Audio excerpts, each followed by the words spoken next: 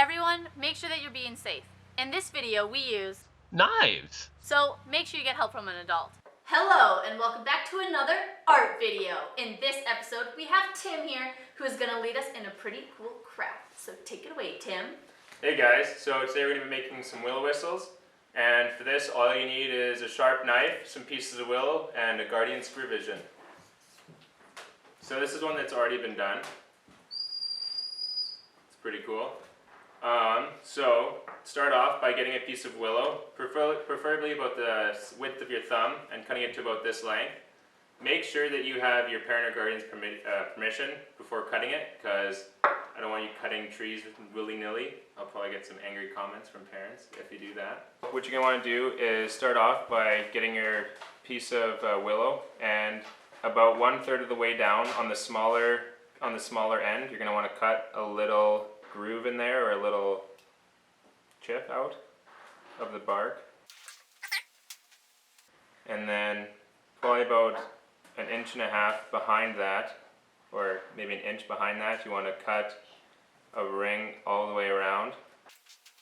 And you want to make sure that it cuts all the way through the bark, because if you didn't cut the bark all the way, when you try to pull it off, it's just going to rip the bark, and then you won't be able to make a willow whistle out of that piece. So I like to go around twice through the same area just to make sure that everything is cut well.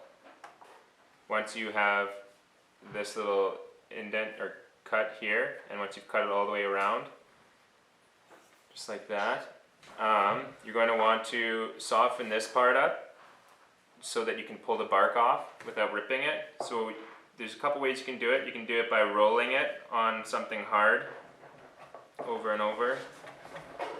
You want to get the top part off where you cut the notch? Yeah, so this part right here. And you can also use it by getting something hard. You can use your knife, or you can use another stick and just like whack it on it. It actually works out pretty well, because if you get frustrated, this is the one time where like hitting it with something or hitting it on something will actually work. After, you can keep trying, pull it off. If it doesn't come off smoothly, then you can just keep trying to whack it.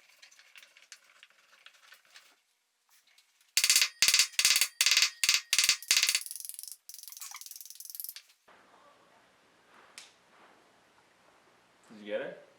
Ooh. So once you've gone to the point where you can actually pull the bark off, so what you want to do is you want to take it off, and then you'll see the marks from where you cut that groove into the bark.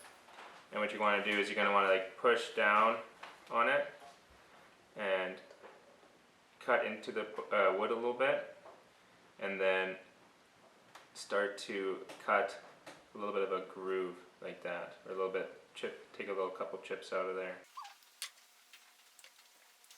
And then just keep kind of pushing down right here with your knife, and cut a little bit, and then just cut away like that, and then the wood should just come out really nice and easily.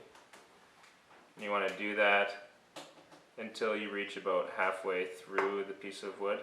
Once you get about halfway, you'll start to see that little bit of a line in there that's darker, and that's when you know you've reached the very middle of the branch. And that's when you know when to stop.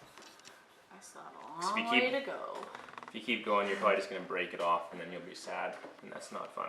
Once you've reached this point, then you can start to cut it so you get a flat, here, I'll show you. Just cut it along here so that it's flat, and then when you put the bark on, you'll be able to blow through it. So you just want a little bit, just enough so that you'll have a channel to blow air through.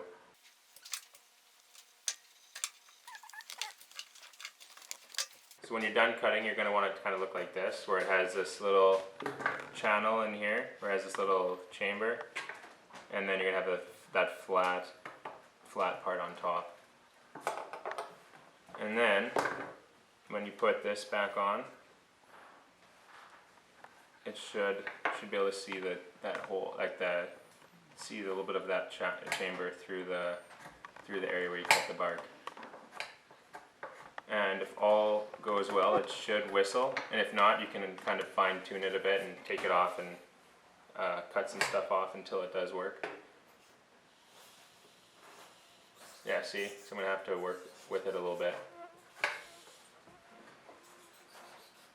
And that could just mean making a bigger cut here so that more air can go through, or deepening this. But it's kind of hard to tell what is the problem at first.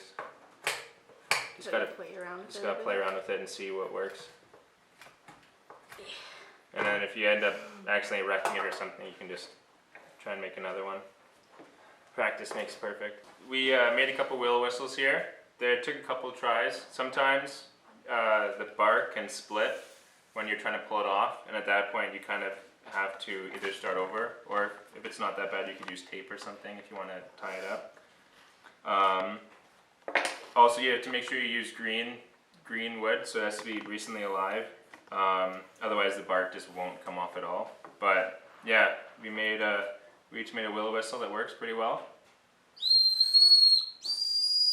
And yeah, it's pretty easy. It takes a couple tries for sure. So if you don't succeed the first time, don't lose hope. You can do it.